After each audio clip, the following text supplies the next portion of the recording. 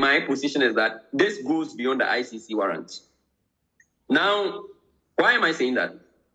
In 2015, thereabout, Omar al-Bashir was under an ICC warrant, and a warrant was issued against him, and he was not supposed to move. In any country that he found himself, he could be arrested. But Omar al-Bashir attended an AU summit in Johannesburg, and he was never arrested. South Africa decided that, look, arresting al-Bashir was going to be a problem. It was going to destabilize Sudan and the region. So Omar al-Bashir left that summit unscathed and went back to Khartoum. So I felt that Putin more so has a more prominent stature in terms of the country he's leading and the kind of geopolitical dynamics. So Putin could come to that summit and nothing may happen. However, some dynamics has come to negate what happened to Omar al-Bashir. And what are these dynamics? One is the fact that the West is threatening South Africa with sanctions because of its closeness to Moscow and how it felt that even though it has declared neutrality in the Russian-Ukraine war, it is still trying to hobnob with Moscow. Another factor with these sanctions or with the absence of Putin has to do with the recent mutiny by Wagner, where Wagner Prigozhin had threatened to attack Moscow or march on Moscow.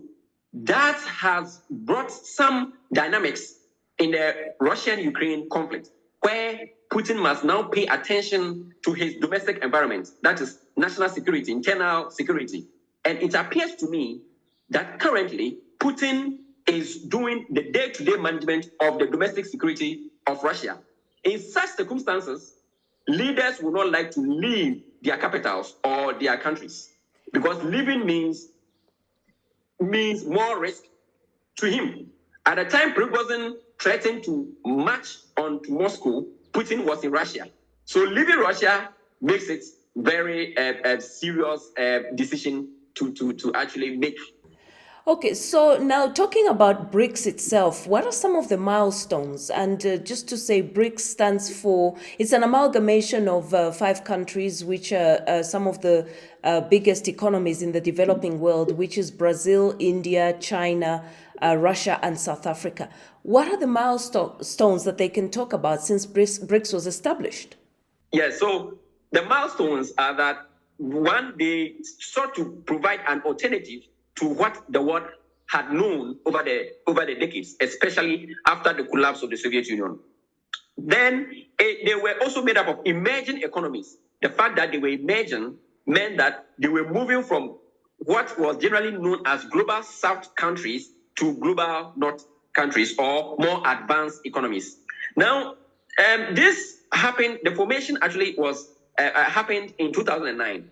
But the next year, in 2010, South Africa, because in all these countries, we didn't have an African countries representing Africa. So we had Asian, European, one Eastern European, that is Russia, 2 Asian countries, that is India and China, and then 1 South American country, Brazil. So South Africa was admitted or was accepted in the bloc to represent Africa. And at the time, as the largest economy on the continent, that was in order.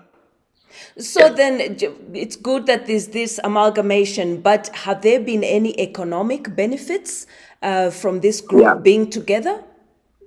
Institutionally, nothing much has happened.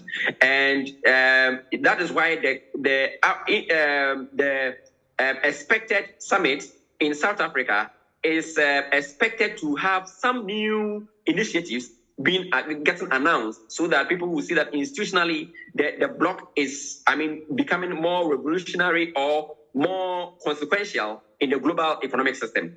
However, as individual countries, they have cooperated in many fields. Brazil and India and China has their own problems, but they have still cooperated economically. And then, particularly in Africa, these BRICS countries have engaged Africa immensely. In fact, China is one of the top investors in Africa.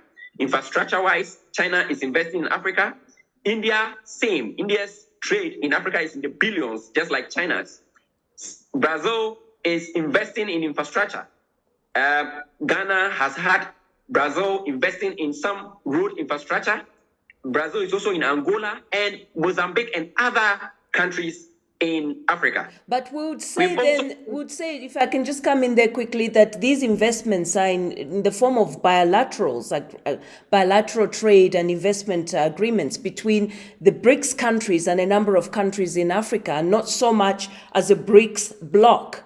So we are still yet to see, as you're saying, that with the upcoming, or this the BRICS Summit now, that there's going to be a number of issues tabled. And those are what we are curious about. What is going to be significant around what the benefits of BRICS would be to the bloc, but also to the countries in the regions where these countries of the bloc come from? Yes, that is very true. There's the issue of a currency switch from dollar to perhaps yuan or some other currency. South Africa has already announced, preempted that is not, in the short term, that is not going to be discussed in South Africa or in the summit. Again, they say they are looking for more cooperation among themselves and the interest that other countries are developing in the bloc. According to South Africa, about 40 countries are showing interest in the BRICS. Because from these are African countries. These are African countries. Yes, Africa and beyond. Africa and we beyond. We know of Ethiopia, for instance. Yes. Exactly. And the reason for this is that perhaps some countries feel that in BRICS they may have more leverage or more years to listen to their plights, other than institutions like the IMF, the World Bank, and other international regimes.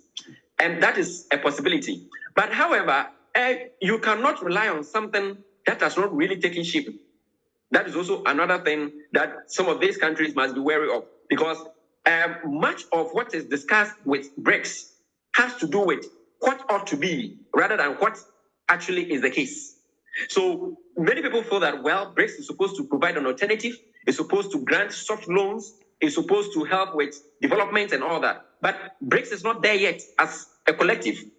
There are some internal problems, like India and China. They still have territorial dispute to settle. There is the issue of the Russian conflict, where China and Russia seem to be cooperating more. What are the one or two concrete expectations that are likely to come out of this summit in South Africa, apart from perhaps discussing the growth or expanding of the BRICS group? The issue about this summit is that this summit has come at a time that the global community is divided over Ukraine. And these countries that form BRICS are also equally divided over Ukraine. Some are ambivalent, some are supporting Russia, some are not, and all that. So the summit is actually showing the continuity that still exists among themselves, that, well, despite all the challenges, we are still BRICS and we can still meet and discuss something. That is what I see from where I stand. That I don't see this summit becoming any consequential or coming out with anything that is revolutionary in the way BRICS has been. But I feel that they are trying to send out a message. And that is the main reason why Putin's absence is much of a big deal. Other than that, it's just to meet to show that, well, this confusion in the world is not dividing us in any way. We can still meet, discuss our issues, and we are still focused on providing an alternative to the world. And finally, then, if that's the case, what should the BRICS bloc do for it to be effective, for it to have that revolutionary aspect that you're talking about, so that it is a force to reckon with? Otherwise, they'll just meet and discuss and then wait for the next meeting and then discuss again. Yeah, first of all, if BRICS will be seen as something very serious, the divisions among the members should be tackled. If BRICS is able to talk to Russia and to, become a little soft in the Ukraine conflict and perhaps find some solutions, then we see that, well, BRICS is consequential, the role that China has to play in this. So, first of all, they have to do that. Secondly, in the case of South Africa, I think that South Africa must encourage a collective bargaining influence in Africa, where African states willing to join BRICS should not just join as individual states. They should join and block themselves, because most often Africa is divided because of the differences with blocks that they join. During the Cold War, Africa was more prominent in the non-aligned movement. Yes. That is it. However, because of some double standards and some ambivalent and ambiguous positions, it really disrupted the effect of that organization. Eventually, it became quite obsolete. However, with BRICS, states trying to join can come together, because you will find people who are against BRICS and others who are not on the continent. And then it ends up disrupting continental unity. Currently, we have the African Continental Free Trade Agreement. We have to focus on that.